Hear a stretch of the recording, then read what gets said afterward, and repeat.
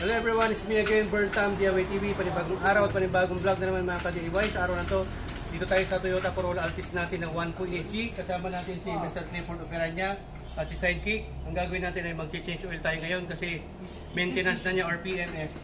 Kasama din natin, shoutout natin, Analos Vlog. Yan, Gold Ultra. Hindi po siya ordinaryong Dilo Gold. Kasi yung Dilo Gold, may Dilo Gold cam. Pero ito, Dilo Gold Ultra. Ultra pa to. Very rare na po ito mga ka-DIY. Ayan po ang viscosity niya. Oh. Heavy duty for diesel engine oil. Nakalagay dyan, diesel engine oil. Pero po sa likod, pwede po ito sa 4-stroke. Okay? Disclaim ko lang po sa mga hindi nakakailam, huwag nyo na pong gamitin to. Pero sa mga mekaniko, yan oh, ang viscosity niya, 15/40 say. Yan. Tapos ito yung gamit natin na filter. Toyota, genuine parts po yan mga kadiba. Ito po yung part number niya. Pang Altis. Pwede rin buta sa BIOS, Boss Clifford? Yes, sir. Pang BIOS pwede rin. Yan o. 90915. Yan. Oil filter by Toyota. Malit lang po kasi. Ito po natin ang jack mga kadiba. Kasi nandito po yung sa loob. Tatanggalin yung filter. Yan. Yung sa rain glass. Size 14. Tapos disclaim ko lang po pag nagja-jack po kayo, nasa silong po kayo, gumamit po kayo ng anong tawag doon sa kalso. Support para pag bumigay yung jack, meron pa siyang support para hindi aksidente yung nasa loob.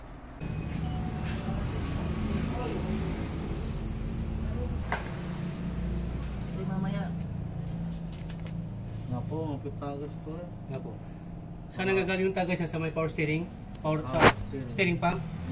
Yun ang kailangan natin ayusin, no? Boss Clifford, mga ilang buwan o ilang kilometers kailangan mag-ano?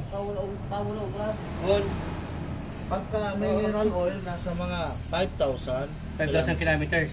Kapag fully synthetic naman, 10,000. 10,000. Kung hindi mo susundin yun, yung taon? Awa. Yun talaga, kilometer yung preferred. Kilometer talaga, no? Opo. Pero bakit ako every 6 months, ganun, pwede rin yun? Pwede rin. Ako kasi every 6 months para mas malinis.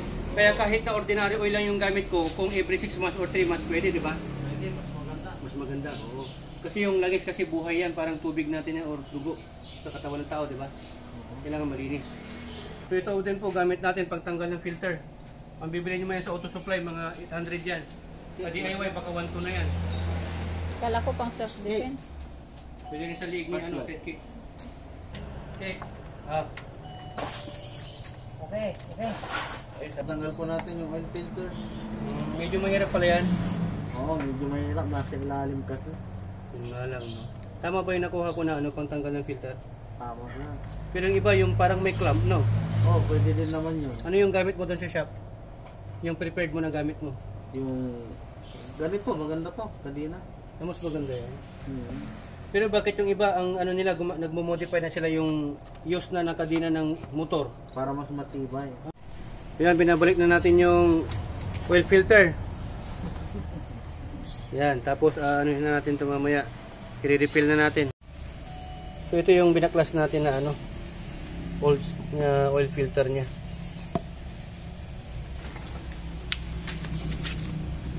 Yan. Binabalik na nila mga ka-DIY. Nasa ilalim kaya hindi makita. 4 liters. Dilo Gold. Sa iba yan, akala nila hindi pwede. Kasi pang diesel. Pero pwede po yan sa 4-stroke engine. Nasa likod yung specification. Mas maganda to dito kasi tropical country tayo. Dilo Gold Ultra yan ha.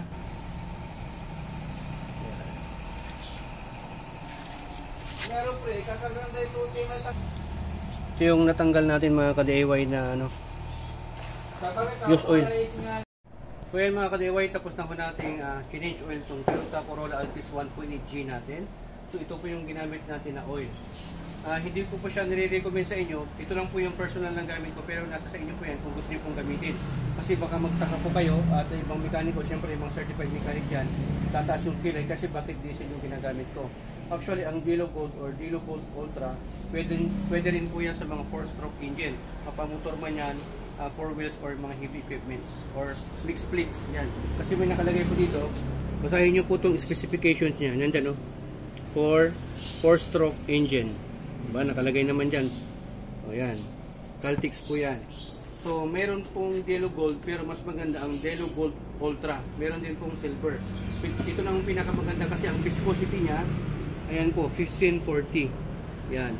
Ito po ay 4+1. Pag mabibili niyo po, naka-promo po siya. Ayan.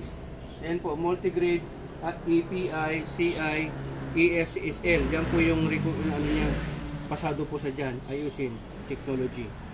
So ayan, heavy diesel up. Talagang kasi dito sa Pilipinas, tropical country po tayo, mainit po na bansa to. Namura na kahit na mainit po yung panahon at mainit yung makina, hindi po agad nagbabago yung properties ng langis niya. So ito po yung natanggal natin ng langis mga kadewa. Yung grabe, napakaitim na. Yan o, diba? Buti naman at wala pang sludge. Yan. So ito yung filter din na pinalitan natin. Yan. Pwede rin sa BIOS yan. Okay, so ang nagamit natin, hindi pa kasi natin na-check. I-check natin kasi ito ay 5 liters. Check natin yung langis niya kung hanggang saan yung inabot. Maka ang nailagay na natin mga 4 liters. So dapat hanggang dito lang po yung unang full mark na tinatawag kasi first and second mark. Ito yung pinaka high, dapat ho nandito. Pagka nandito na, top up ka na para pumunta siya dito. Huwag nyo nang paabutin dito sa beer low.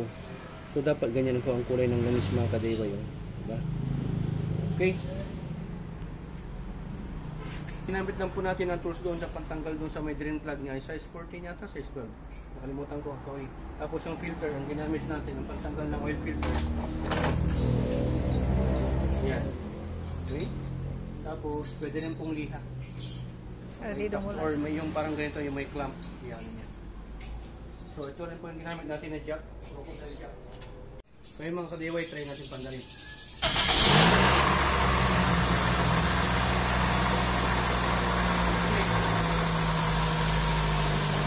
Okay.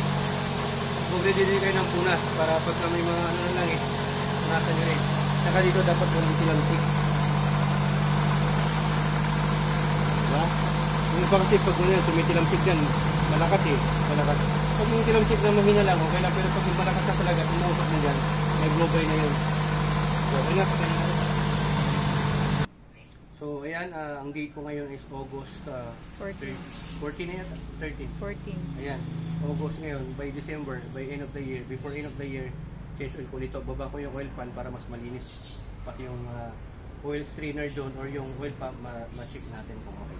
So, kaya mga ka-DIY, sundan nyo lang po yung process na pinagawa natin. Una, siyempre, i-check mo yan para sisilong ka, para matanggal mo yung sa may drain plug. Kuha ka ng paglagyan ng langis. Yan.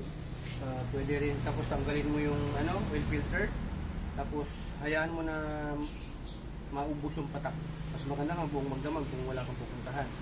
Tapos, pag okay na, takpan mo na yung, ibalik mo na yung drain plug, lagay mo na yung oil filter, tsaka mo siya lalagyan ng Kung 4 liters, lagay mo 4 liters, pero pag kulang, lagay mo na lang. Any brand of oil, mas maganda kung synthetic.